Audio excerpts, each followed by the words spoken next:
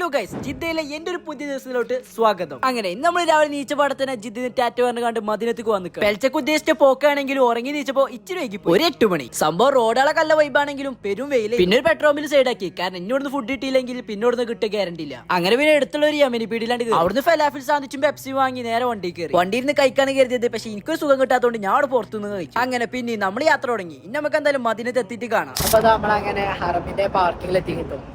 ഈ പാർക്കിംഗ് കിട്ടാൻ വേണ്ടി തന്നെ ഒരു 4-5 കറങ്ങിയേക്കണേ. എന്തായാലും ഒടുവിൽ നമുക്ക് പാർക്കിംഗ് കിട്ടി. മദീനത്ത് പാർക്കിംഗ് തരികയാണെങ്കിൽ എന്തായാലും ഫസ്റ്റ് സെക്കൻഡ് നോക്കണ്ട, കാരണം നല്ല തിരക്കേക്കാൻ. ഏറ്റവും നല്ലത് 3ാമത്തെ 4ാമത്തെ പാർക്കിംഗ് തരികയാണ്. അങ്ങനെ എന്തായാലും നമ്മൾ ഹറമിക്ക് എത്തിക്കണേ. അപ്പോഴാണ് അറിയണത് റൗള തുറന്നുക്കണോന്ന്. പിന്നെ ഒന്നും നോക്കിയില്ല, നേരെ വിട്ട്. അങ്ങനെ അൽഹംദുലില്ലാഹ് അതിന്റെ ഉള്ളിൽ കയറി സലാം പറഞ്ഞ് ഞങ്ങൾ നേരെ മസ്ജിദിലേക്ക് കയറി. അതിന്റെ ഉള്ളിൽ നിന്ന് സംസം കുടിച്ചല്ലോ, നിസ്കാരവും അതേപോലെ തന്നെ ഖുറാനൊക്കെ കഴിഞ്ഞപ്പോഴത്തേക്കും അസറിനും ബാങ്ക് കൊടുത്ത്. പിന്നെ അസർ നിസ്കാരം കഴിഞ്ഞിട്ട് ഞാൻ പുറത്തിറങ്ങി. സംഭവം വയറിന് ഉള്ളിയാൻ നിൽക്കണേ. അപ്പൊ എന്തായാലും ഇനി ഒരു ഫുഡ് സ്പോട്ട് തരണം. എന്തൊക്കെ പറഞ്ഞാലും മദീന സിറ്റി കുറച്ച് കാണാനൊക്കെ കിട്ടുമ്പോ